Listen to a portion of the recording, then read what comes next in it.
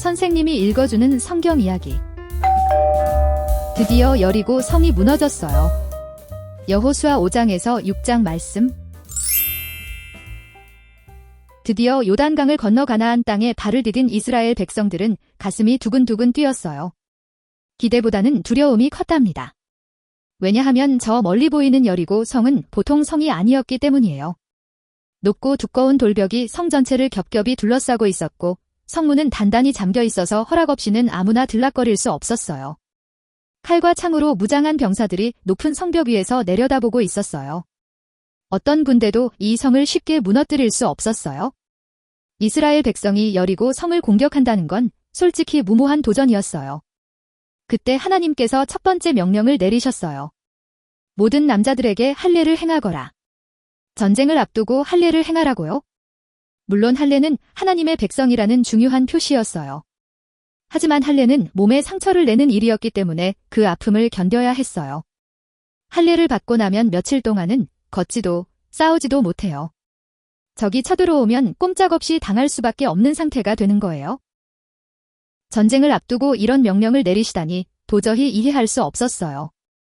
하지만 여호수아와 백성들은 그 명령에 순종했답니다. 앞으로 일어날 일을 상상도 하지 못한 채 말이에요. 상처가 나을 때쯤 하나님께서 두 번째 명령을 내리셨어요. 내가 여리고 성을 너희에게 주겠다. 군사들과 함께 성 주위를 하루에 한 바퀴씩 6일 동안 돌아라. 그때 제사장들은 언약궤 앞에서 나팔을 불어라. 7일째 되는 날에는 7바퀴를 돌고 제사장들이 나팔을 길게 불 때 백성들은 크게 소리를 질러라. 그러면 성벽이 무너질 것이다. 백성들은 어리둥절했어요. 이해할 수 없는 것은 여호수아도 마찬가지였어요. 하지만 여호수아는 하나님을 진심으로 믿었답니다. 여러분, 하나님의 명령대로 하십시오.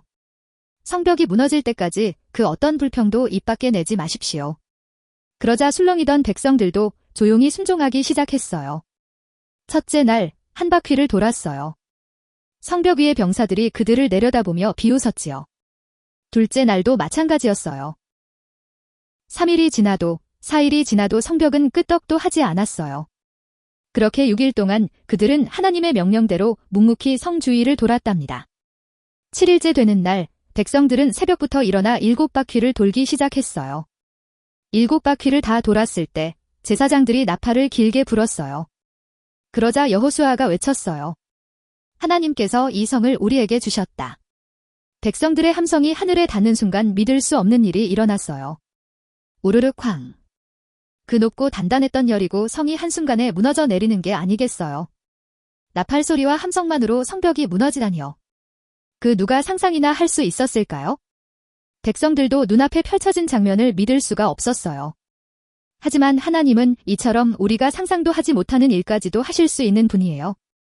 그렇게 이스라엘 백성들은 너무 쉽게 여리고 성을 점령할 수 있었답니다. 여기서 잠깐 창문에 붉은 줄을 매달아 두었던 라합과 그 가족들은 어떻게 되었을까요? 하나님을 믿었던 라합은 정탐꾼들의 약속대로 가족과 함께 안전하게 구출되었답니다. 소문은 곧장 퍼져나갔어요. 가나안 사람들은 더 이상 이스라엘 백성들을 비웃지 못했답니다. 오히려 두려워하기 시작했어요.